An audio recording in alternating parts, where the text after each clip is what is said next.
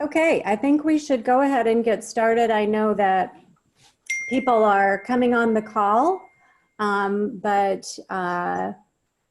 we are going to go ahead and get started. So hello, everybody, and welcome. I'm Susanna DeBaca, and I'm the president of Business Publications Corporation and the publisher of DSM Magazine. And I want to welcome all of you to the first of our Lifting the Veil series on the mental health effects of COVID-19 called Life Interrupted. You may know that DSM has long been committed to the health and well-being of our community. And about 4 years ago, at the suggestion of one of our team members, Jordan Croft, we launched a publication to address mental health. We called it Lifting the Veil in reference to the need to reduce stigma. Last year, we added a panel event, and we plan to do the same this year. And then COVID-19 happened. We quickly realized that there was a need to shine a light on how this situation will have short and long-term impact on the community. And this series came together very quickly in record time, thanks to our team, some outside experts, and an incredible group of sponsors.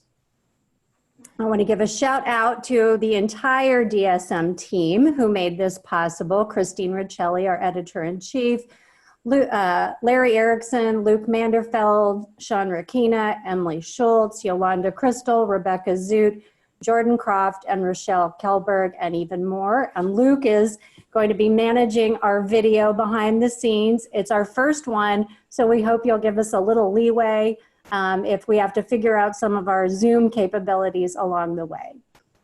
So as you can see, we have an amazing group of sponsors, and I want to thank them. Our presenting sponsor is Delta Dental of Iowa. Our supporting sponsors are United Way of Central Iowa and Clive Behavioral Health, which is part of Mercy One. Our sustaining sponsors are Mid-Iowa Health Foundation, Employee and Family Resources, Make It Okay, UCS Healthcare, and Des Moines University. This is the first in our series, and today we're going to be focusing on Youth Interrupted. Here's how the program will work. I'm going to share a quick video, then I'll introduce our speakers, and I'll start the panel. We'll ask a couple of questions to the panel, and then towards the very end, if we have time, I'll open it up for audience questions. I've already received some questions from people as they were registering, and we tried to integrate those into the questions to the panelists already. But we know that this is all about youth and the problems of youth. So before we get started, let's hear from some youth themselves. Luke, can you cue the video?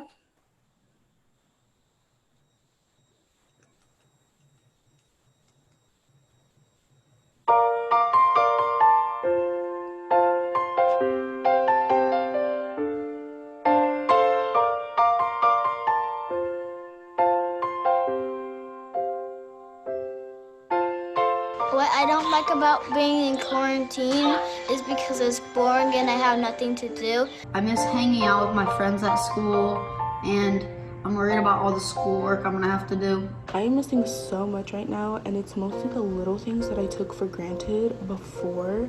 I miss some of my teachers.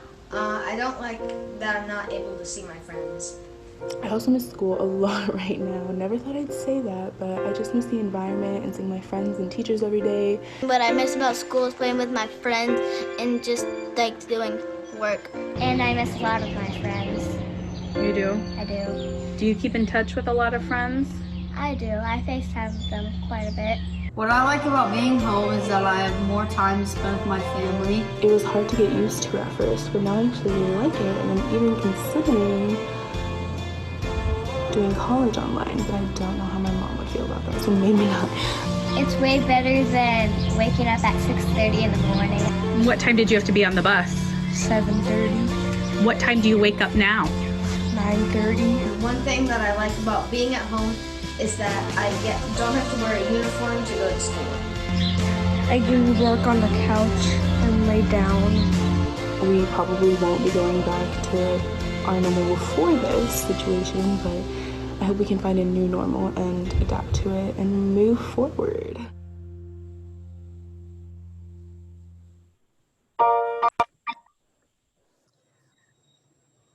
Well, I think working on the couch has its merits, but obviously this situation has had a lot of stresses for kids, and that's what we're here to talk about today.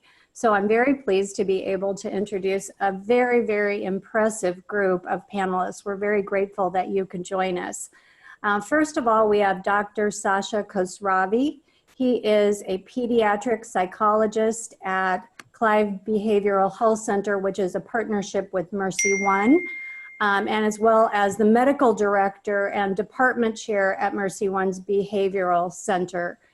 He will also be the chief medical officer at the new Clive Behavioral Health Center once it's built. Dr. Khosravi primarily runs the inpatient unit at Mercy One, which treats acute danger issues with adolescents. He's practiced in the Des Moines metro area for over 15 years. Next, we have Dr. Kelly Hill, who is the Director of Clinical Services for Children and Adult Clinical Staff at the Des Moines Pastoral Counseling Center. She is a licensed child adolescent psychologist and has been practicing in this area for over 20 years. She holds a doctoral degree in clinical psychology and provides therapy and psychological assessment to toddlers through adolescents, parents, and families. She has special interest in autism spectrum disorder, attention deficit hyperactivity disorder, psychological assessments, EMDR, depression, anxiety, trauma, attachment, and behavior problems. Next, we have Mary Jane Cobb, who is the executive director of the Iowa State Education Association, or ISEA, a role that she's held since 2008.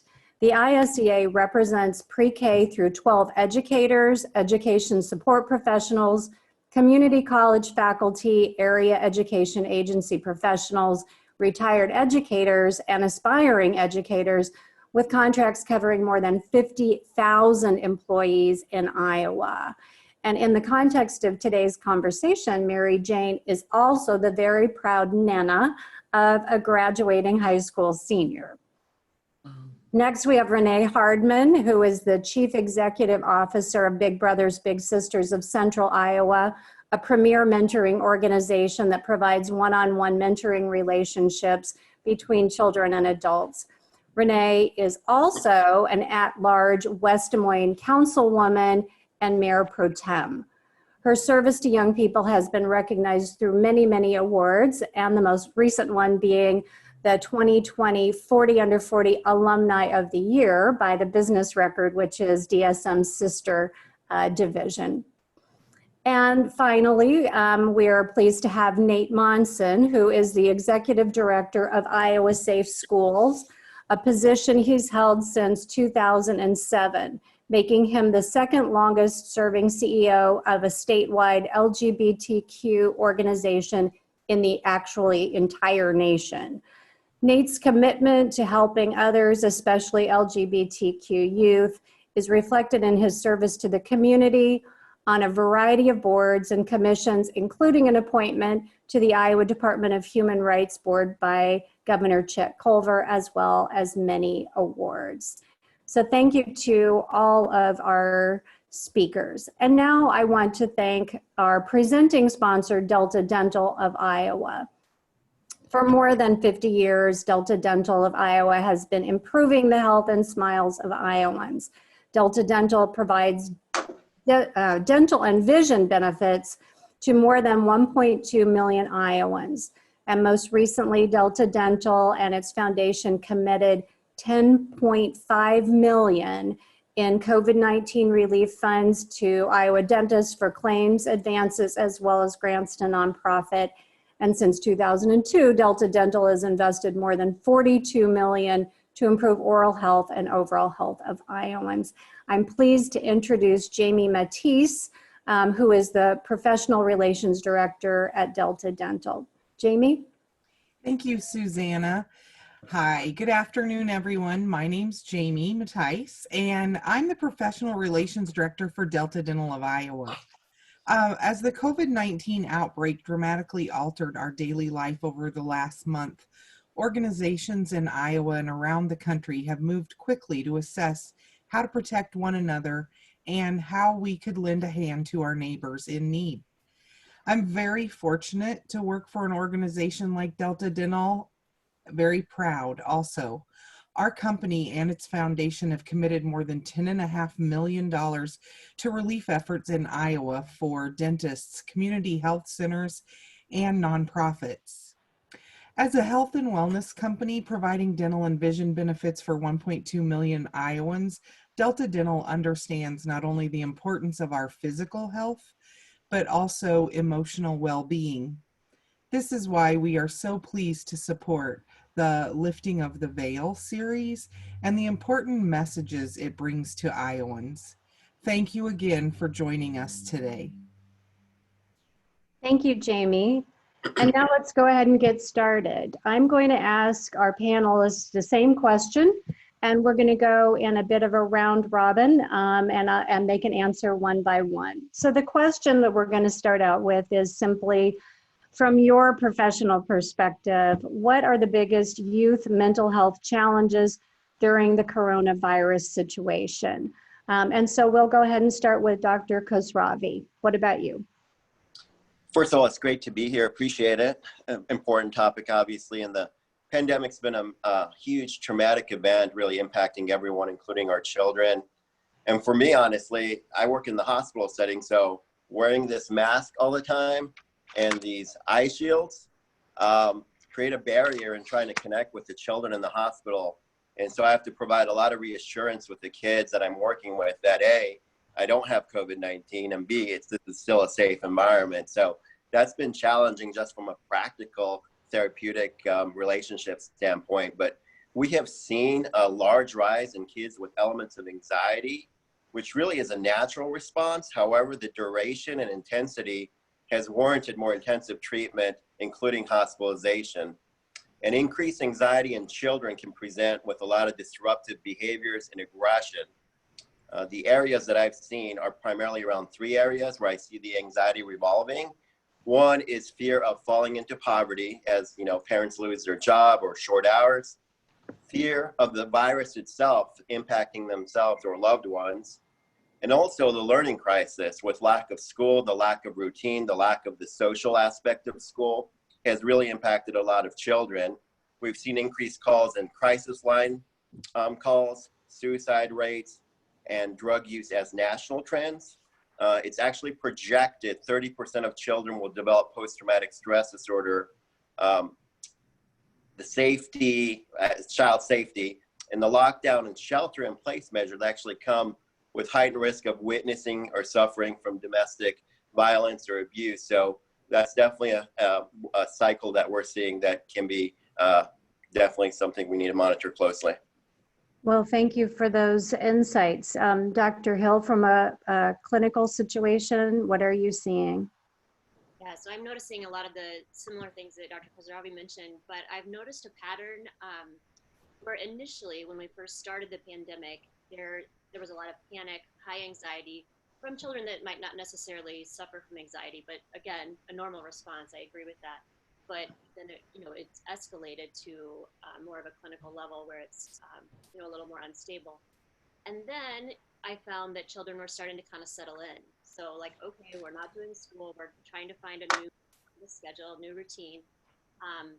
We're safe, kind of realizing that they were safe as long as they followed the guidelines and things like that for the most part. But now I'm seeing a trend over the past couple of weeks where more depression is setting in.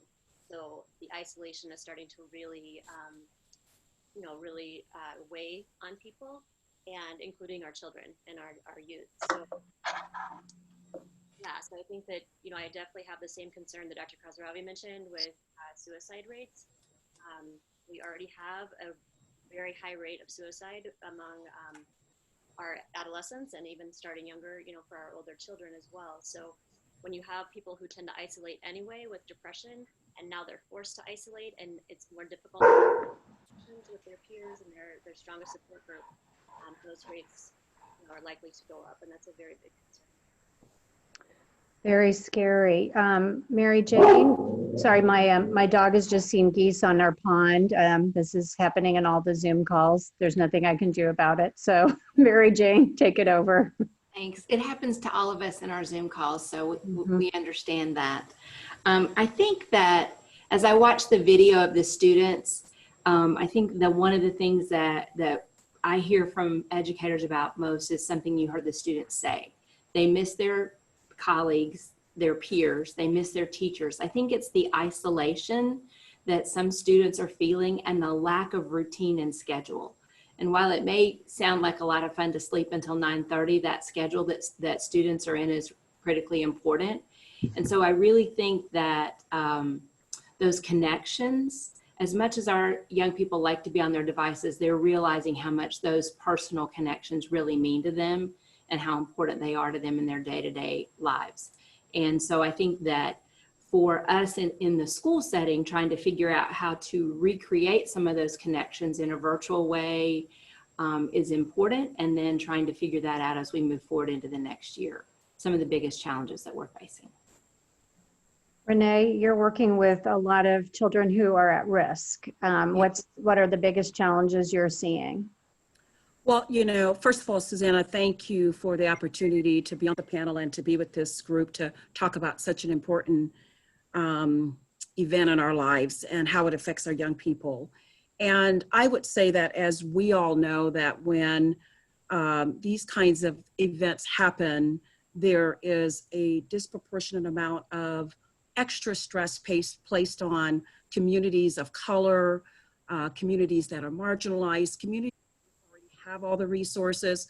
So you compound all that together and it becomes such a bigger problem to overcome. In the world in which I work, we try to do the connections. I think that all of us have probably heard about the Maslow's hierarchy of needs. And the first one is basic safety and physiological needs. And the second one, of course, is making sure that, you know, people feel safe and their security. And that third part is connectedness. And that's really what we're finding too, that whether they're at risk or whatnot, everybody is feeling isolated, not connected. Their social systems in this village that we all need to raise healthy kids is being disbanded in this distancing that we have, physical distancing. So we're just finding that a lot of our kids are acting out in different kinds of ways. And we'll talk more about maybe the digital divide that really has a major impact on the minority community. But I do agree with you, Mary Jane, that a lot of this is that loss of connectedness, the loss of contact with their mentors, although we are trying to find ways for them to connect because they are needed more so than ever. But that's a big, big challenge for many of our youth. Thanks, Renee, and we will come back to some of the issues that you bring up. And so, Nate, you're working with LGBTQ youth. What are the biggest challenges you're seeing in terms of mental health? So, you know, before the pandemic happened, the before time, we, you know, had, honestly, LGBTQ youth had a lot of issues accessing services or resources. You know, very few mental health counselors and health clinicians are truly competent in being able to serve this population. I mean, it takes a special skill set to do that. And, you know, we already have limited services, and then now there's this isolation that sets in for them. And for LGBTQ students, a lot of the students we serve, their families aren't really supportive. So if they did have access to services, especially, you know, that one teacher, and that's, ISEA is so important because of that. Like, those one teachers are so critical because they're the ones that are going to be sticking up for them. They don't have that right now to verify their pronouns, to say these are the right names, and they're in homes where they're being misgendered, and it can be very dangerous for them. And so this total lack of resources is scary. And when we're talking about suicide risk, LGBTQ youth were already 7 to 10 times more likely to attempt suicide than their peers. And so this is a startling time for this population. And I think most of our marginalized populations are underserved populations. It's not that they don't have services available, it's just that we're not reaching out to them and serving them correctly. And so how do we do that is going to be a challenge long term. Mm-hmm. Well, some themes are emerging from the things that you guys are saying. So now let me ask you some individual questions to drill down a little bit. So Dr. Khosravi, can you talk a little bit about how telehealth is working for youth in addressing these mental health issues? So we've actually been doing telehealth for a number of years at Mercy One, trying to really do an outreach towards rural communities to improve access, but it's obviously taken on a completely different life at this point. Almost obviously it's necessary with safety, with social distancing. So that's been a huge priority for us.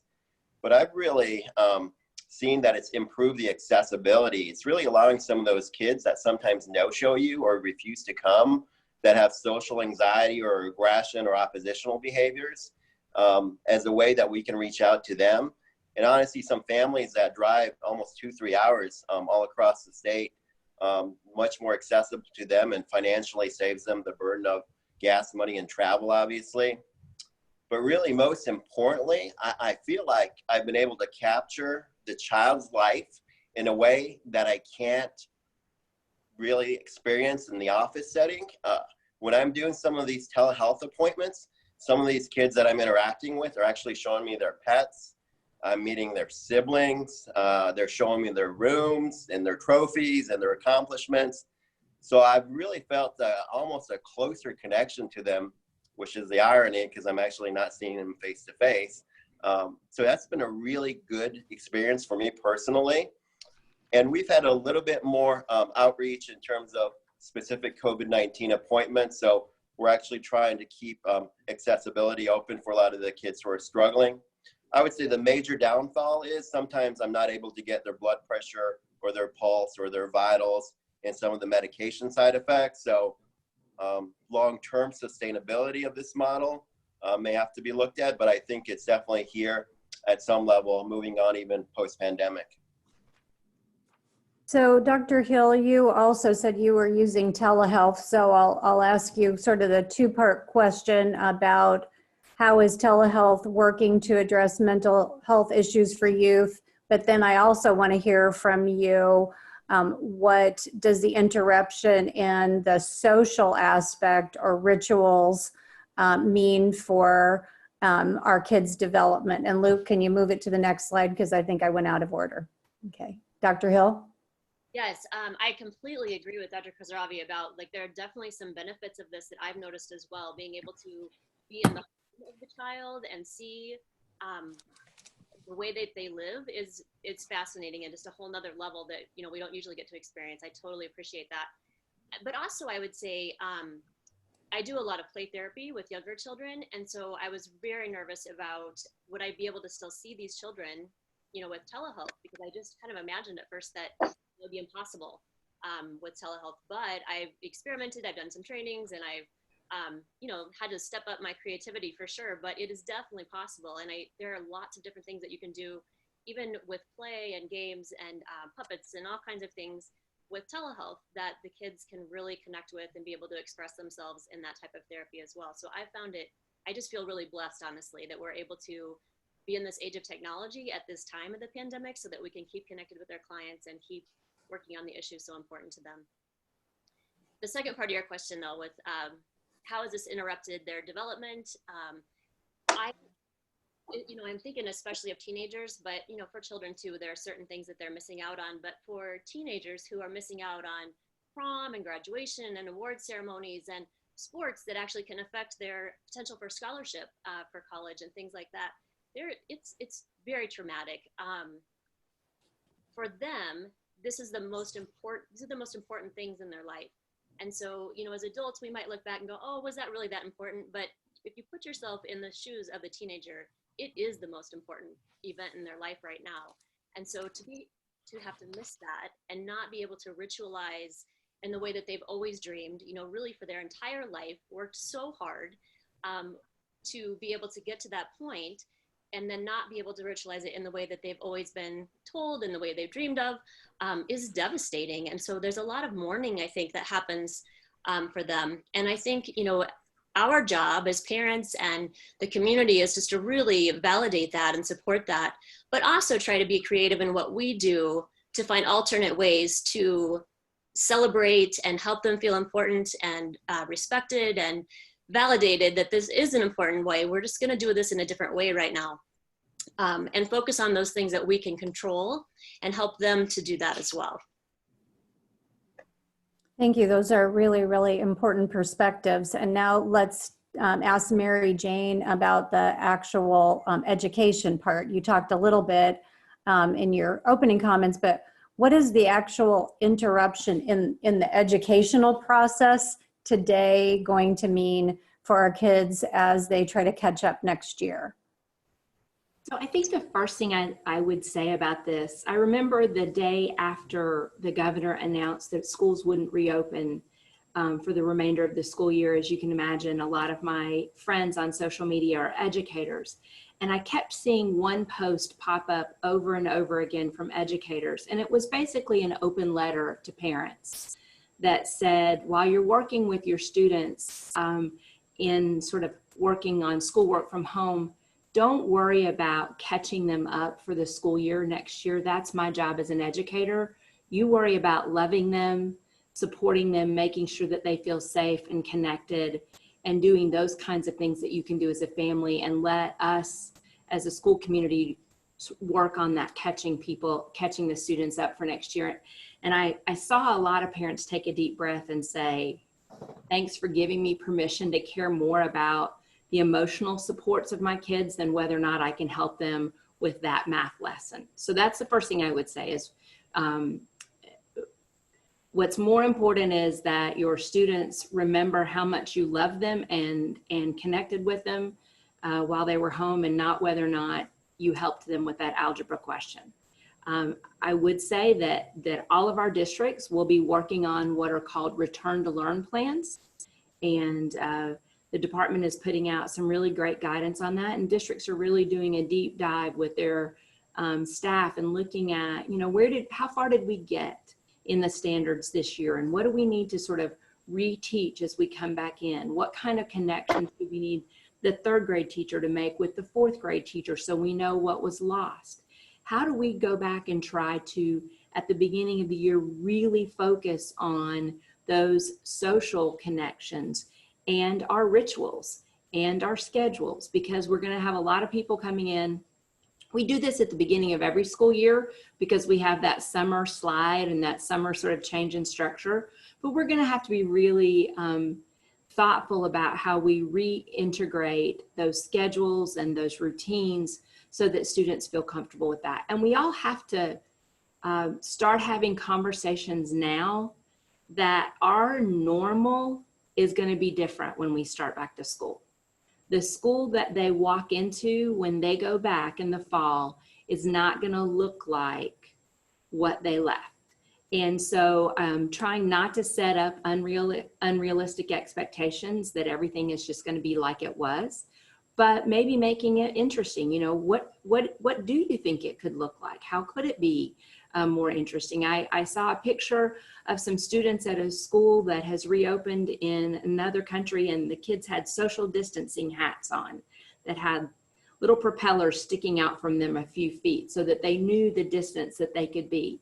So figuring out ways to make the things that we're going to have to be involved with fun and less threatening for students. But knowing that our districts, our educators are really focusing on that catching students up and trying not to let that be a lot more stress in the home right now. There's enough stress in our homes right now. And just maybe hug your kid more and worry about algebra a little less. And for all the math teachers out there, please forgive me for having just said that. I love that, Mary Jane. Thank you very, very much. Okay, Renee, you referenced the digital divide in your earlier comments. So can you talk a little bit more about your concerns about that digital divide or about other equity issues that are affecting our kids? Sure.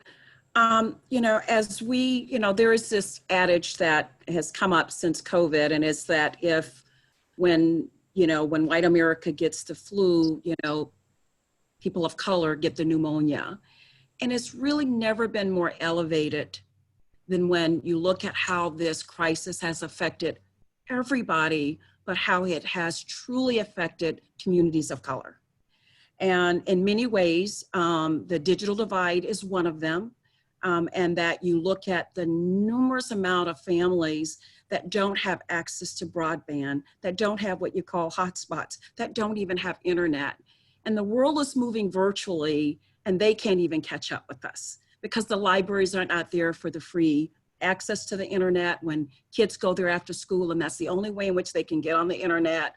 So there are just large proportions of folks that just don't have the access to try to navigate in this new world that we're living in. And the more that we can do, like what Mary Jane is saying, the better we're all going to be. But it does have a disproportionate effects on minorities and people of color. I look at even just health services. Many of our families, the only time they even get medical services is through the school nurses, where they can get referrals to the clinics to get their teeth checked. So they're missing out on that opportunity to even have just access to some kind of medical services just to help them with conditions that can develop.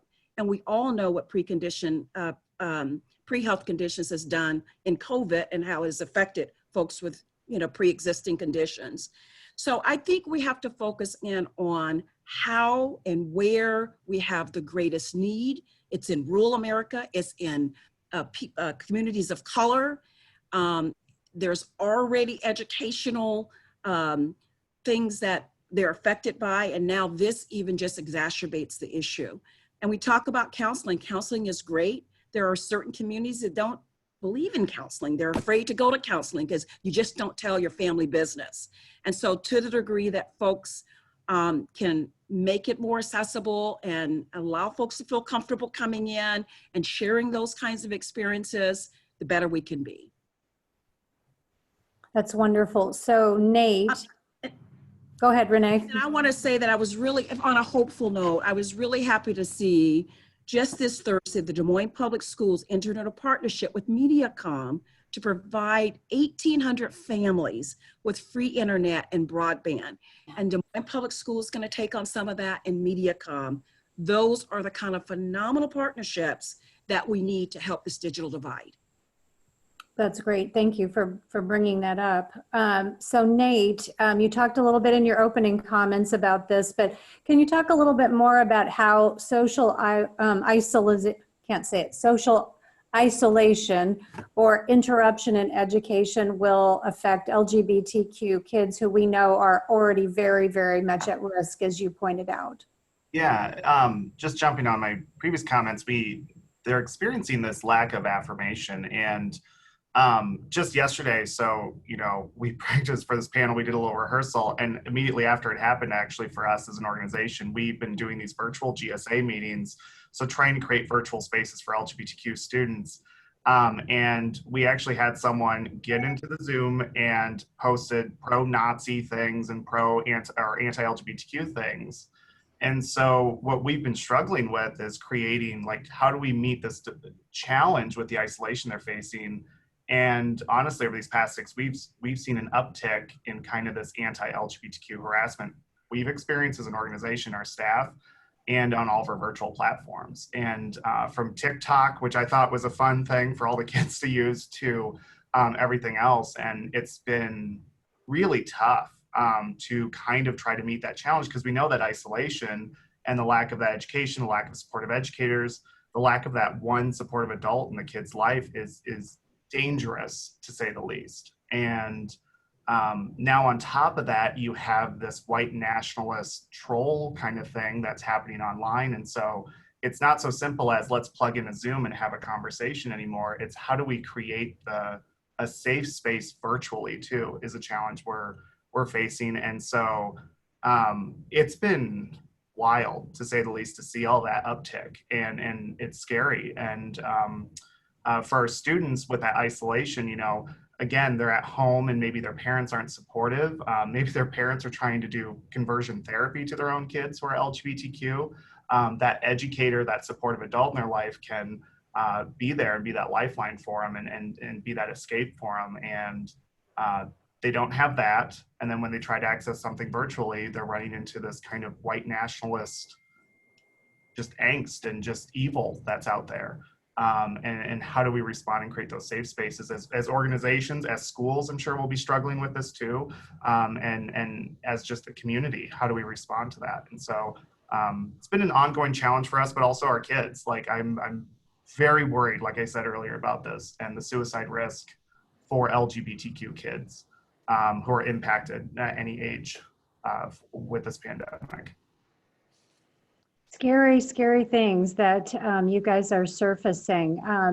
Now we're going to move into audience questions, and I will start with some of the questions that we received from people when they were registering. So I'll shoot these at you guys at a particular panelist, but then others feel free to chime in.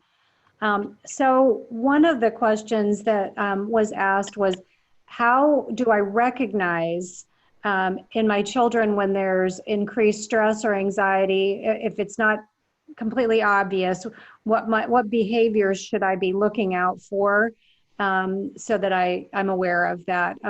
Why don't I start with Dr. Khosravi and Dr. Hill, and then we can open it up a little bit as well. Sure. This is an area where I'm quite familiar, obviously, seeing a lot of children with elements of anxiety and depression.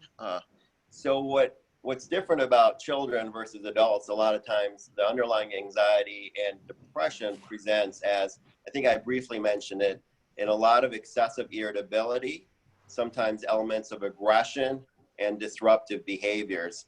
Those are really key areas that I look at, but there's also a psychosomatic component, which means kids who are suffering from anxiety a lot of times will have unexplained headaches or stomach aches. So they'll throw up a little bit more, have headaches out of the blue, and stuff that you haven't seen in the past. It can present, emotional pain can present in a physical way as well. So those are areas that I think are fairly common that I see with the physical component. And it's really important to note the disruptive, more aggressive type behaviors. But the other thing that I see commonly that's very important, one key marker I always look at when I'm screening for depression in children is elements of what I call anhedonia. So anhedonia is lack of pleasure. So they stop doing activities, they stop going outside, they stop doing some of the things they enjoy, hobbies, which is a little trickier to gauge now because everyone's in this quarantine, obviously, and more restricted in their activities. But it's definitely a difference that you can notice because you know your child well. Interesting. Dr. Hill, things to add? I completely agree with everything Dr. Khosravi said. I would say too, one of the things that I've been hearing from more teenagers is not wanting to get out of bed, just having no motivation.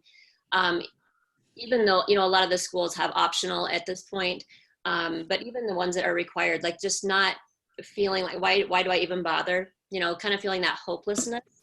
And so I definitely think if, the irritability is an important factor for anxiety and depression for kids and teenagers, but if they're, getting at a level where they just don't want to come out of their room at all, they're just not engaging at all, they're not even trying to connect with their friends anymore, those are definitely significant concerns that you want to seek help at that point. Mm-hmm. Mary Jane, I'll direct this question at you. We had a question about how do we know or how can we ensure that schools are really going to be paying attention to mental health when we return? What are the resources there? Well, I can tell you they're not, the resources are not as robust as I'd like to see them. And I think most educators would agree with that. The number of students to school counselors in our schools is too high. But I do know that the guidance and the pieces that school districts are being asked to consider in their return to learn plan do have a mental health focus to them. I know that we're talking about students today, and we're talking about the students missing the interactions of school and the connections. I can tell you, teachers are missing that interaction with their students more than you could possibly imagine. And they are focused right now while they're at home with a particular student's face in their mind, somebody that was struggling when they left school and that they're worried about and trying to connect with. So those teachers are going to be talking to each other and going to be really focusing on that when we get back. What we've got to do as a society is to understand that mental health and the needs of our students is a tremendous issue that is as important as anything else that we're working on in our schools with them, and that we have to fund that. I'm hopeful that some of the resources that the federal government is providing to schools can be used to make that a more robust program. And Renee has done a beautiful job of talking about the inequities that exist in our system. Those inequities have been exacerbated by this situation and will continue to be that way into the fall. And we need to figure out how to remediate as much of that as we can as we move back into the fall as well. So it is a top of the mind issue for educators in what they're going to do to support their students. But I do hope as we look at public policy pieces in the recovery from this pandemic, we focus on our students' mental health as a part of that. Thank you. So we have a question or more of a comment dealing with resilience. And so Nate, I'll start with you and then pop it to Renee. But for the youth you're working with, just sort of in mentoring and one-on-one, how can you teach them or support them in being resilient? What has been working for you? So we follow a model that we kind of create on our own, just on the fly, about where we're trying to build our students to be. We call it chic, because don't we all want to be chic? And so confident, healthy, innovative, qualified, engaged. But the confidence piece is what's really key. And so what we work to do is we want our students to see that they have power in their voice. That's one of the key things, is a lot of times when LGBTQ students are victimized already, that power is taken away because of their identity. And so how do you use your power or your identity as power? And so whether that's talking to legislators or advocating for themselves, or talking in their schools and advocating, doing presentations about their identities, we want to give them that power. And part of it, we're talking about a population that is being victimized based on who they are. We try to, throw a lot of rainbows around it, is what we also kind of talk about. And so we're trying to figure out ways too, like Pride won't happen this year. We will not have a Pride celebration that's kind of physical. And so what that does for like a lot of students too, that could be their one time where they get to be a part of a larger community and see that they're a part of something bigger. And so how do you create that for them? And so we're finding ways to do that, from sending them to a book or a rainbow flag or whatever that might be, but then also, okay, let's take that next step and build up your confidence in who you are. You should be very proud of who you are. And yeah, when you walk into a room, you're amazing. And that's the idea we give them. And so building that in any way and exhibiting that is so important as adults. It's going to be, obviously a challenge virtually doing that. We've even resulted to doing drag queen story time on our Facebook. Everyone should watch it. It's a great series that we have every Tuesday.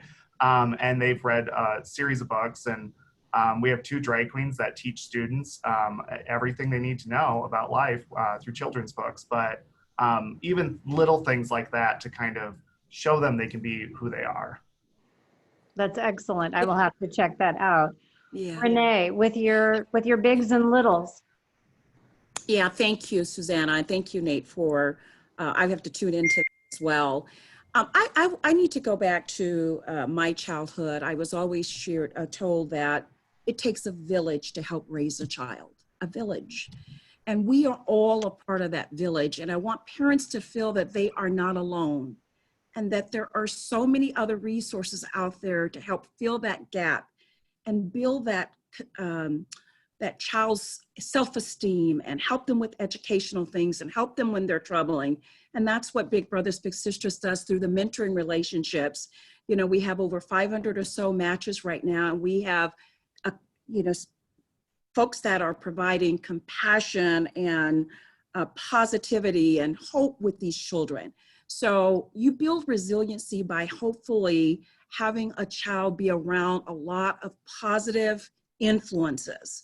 And so don't feel that you're alone. Get out there and take advantage of all kinds of resources, not just Big Brothers Big Sisters, but there's all kind of resources out there that can help fill this gap and help fill this be a part of that village, and the village is not only your parents, the grandparents and faith leaders and mentors and neighbors. And so I just look at what we need to do is ask ourselves, are we part of someone's village? Are we part of a child's village to provide them with times of distraction when they might need it? A call to say, you're just awesome. And we're gonna get through this together and you're gonna be safe. And we are gonna get on the other side together. And all I have is a little that just wants to go swimming and go to Chuck E. Cheese. And so we'll call and we'll just talk. And it's a distraction from her fear that her mom might get sick who has asthma if she goes outside. And so resiliency is built around encouragement and positivity and compassion and really just being present and allowing that child to express what's on their mind. That builds resiliency and strength and fortitude in a kid. That's wonderful. On one of our rehearsal calls, an interesting comment came up that we've seen at our company. Somebody mentioned to me one day, a community leader, that he was experiencing stress and anxiety and self-doubt that had never happened to him before. And that suddenly he had developed this empathy that people who have mental health issues, oh, this is a real thing. Dr. Khosravi, you talked about maybe there actually being an opportunity here to reduce stigma around mental health when people are having that light bulb go off. Can you talk a little bit about how we could seize this moment? Yeah, I definitely can comment on that. Obviously the focus a lot on the pandemic is negative, and throughout the past 2 to 3 weeks, I've probably been looking at this a little bit differently, trying to reframe the pandemic as best as I can. And I think all of us need to do that at some level. And I really believe that one of the things that will come out of this is that people who have never experienced anxiety or mood symptoms at a more persistent level, all of us obviously at some level have had situational anxiety and mood that fluctuates a little bit, but not all of us have experienced this feeling of anxiety and the unknown for this amount of time. So what I'm really hoping happens is these people who are experiencing this new onset anxiety or mood, really, I think that will help us empathize and relate to the hundreds and millions of children that are suffering from mental illness, and adults even. I think 1 in 5 children in Iowa suffers from a mental health issues. So I think it really is the opportunity for us to destigmatize mental health. And I think we're going to have more people understanding of what a child is going through just based on their own experiences. And I'm hoping it's brief, obviously, and we give them tools to come out of this, but it certainly is an opportunity to destigmatize our feelings and foster acceptance and really allow these children to get the help they need, because we still see a lot of that where they don't reach out for help, or there's barriers put up. And I think this will allow us to really foster a different culture and acceptance. Any of the rest of you want to talk a little bit about stigma?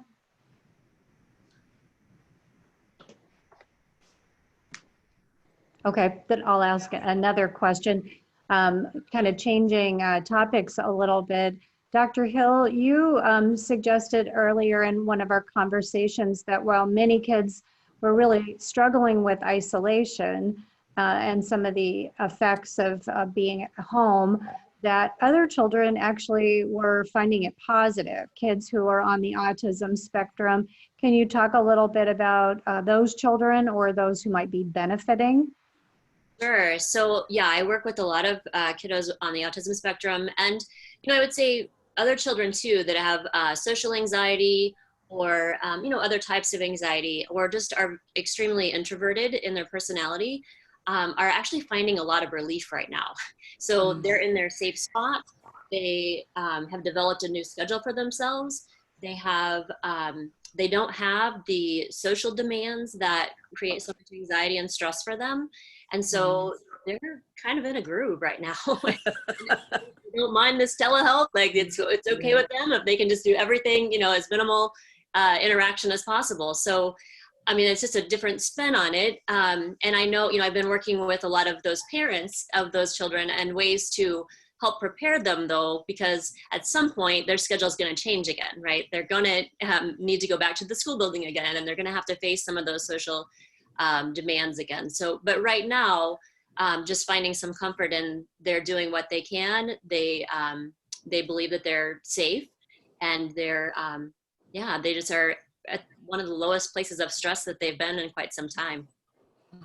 Different for every child, obviously. So the last question I'll ask all of you are, what resources are available? If you had a parent come to you, each one of you, where would you steer a parent? I mean, that's a pretty general question, but maybe again, from your own vantage point of why they might be asking you. So Mary Jane, let's talk about from an educational standpoint, if a parent needs help or seeing a kid really suffer from an educational level or stress related to that, where should they go? Well, I would say the first call would be to the teacher, the student's teacher, and have a conversation there. We also have school counselors. Someone mentioned in the question and answer the availability of school nurses, the fact that we need a lot more school nurses, but we do have those people. So I would say reach out to the school personnel and see what kind of support you can get there.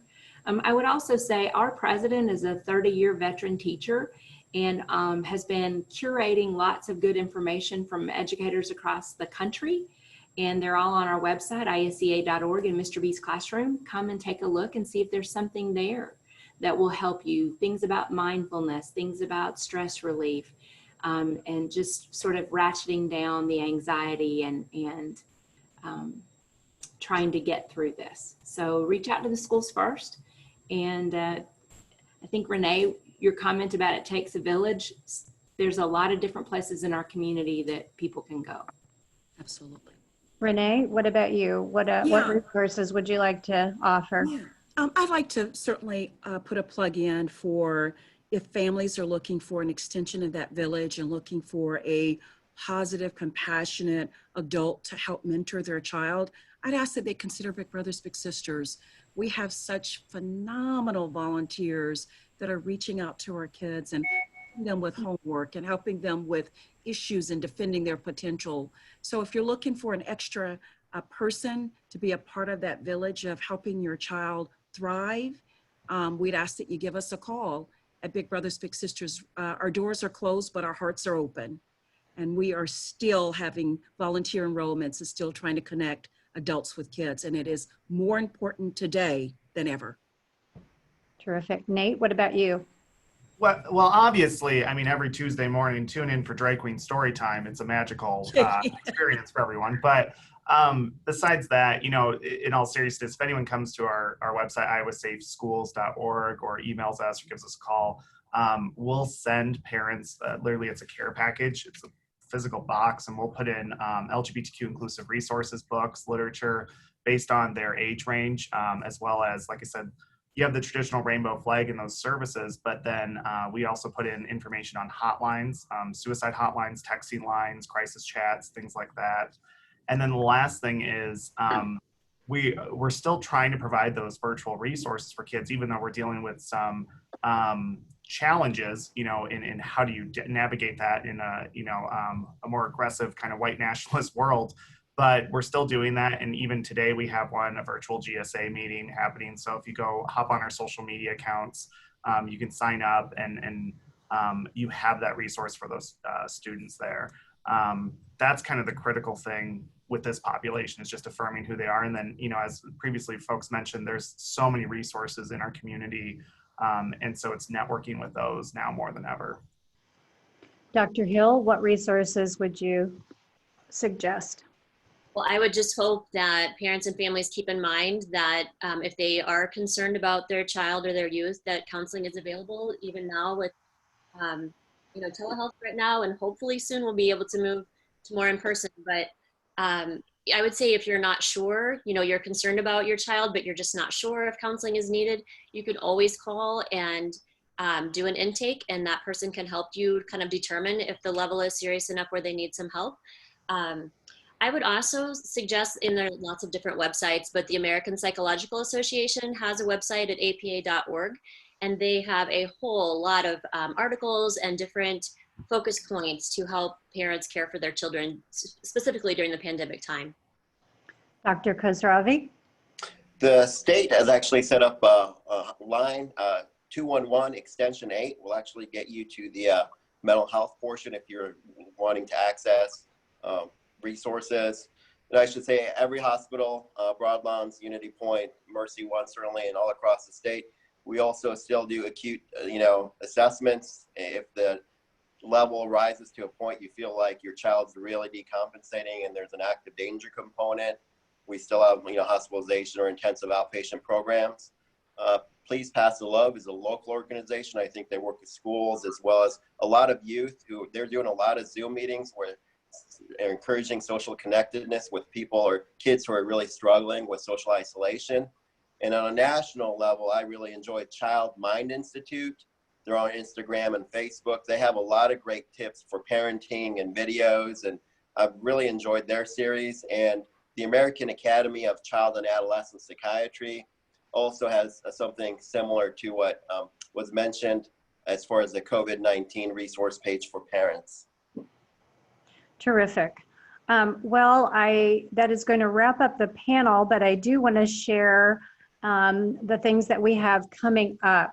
This was the first in 6 panels, and so next week we will look at College Interrupted. We have an amazing panel for all of these. Then we'll look at parenting, which is very, very related to what we've talked about today. Next, we will focus on small businesses, then workplace, and finally, what we've talked about a little bit already today is equity and inclusion interrupted.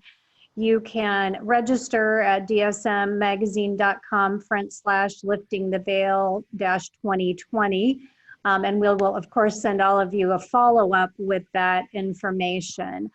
Of course, I want to encourage all of you to sign up for DSM's free newsletters, DSM Weekly, DSM Weekend, and DSM Wealth, and our new IA newsletter, which is a statewide publication that comes twice a month. And of course, we'd love for you to subscribe to our stunning print publications, DSM and IA. We cover all sorts of topics, including social issues like the one that we are talking about now. And finally, please mark your calendar. Our regular Lifting the Veil event will be on November 19th, and we'll unveil a publication having to do with mental health, as well as having another panel at that time. So that will hopefully be in person, but we'll keep our fingers crossed. So thank you so much to all of our amazing panelists. You were fantastic. And I want to thank our sponsors again, in particular, our presenting sponsor, Delta Dental of Iowa. You really made this possible. Our supporting sponsors, United Way of Central Iowa and Clive Behavioral Health, which is a partnership with Mercy One. Our sustaining sponsors, Mid-Iowa Health Foundation, Employee and Family Resources, Make It Okay, UCS Healthcare, and Des Moines University. Without your support, we could not have done this, so we very much appreciate it. So thanks to all of you who joined us. This audience exceeded our expectations, so we know we've hit on an important topic. Thank you for caring about mental health and for working every day to lift the veil. More hugs, less stress. Thank you. Happy Friday. And this concludes our program. Thank you. Thank you. Okay, I'm going to end the meeting. Okay, thanks, Luke. All right.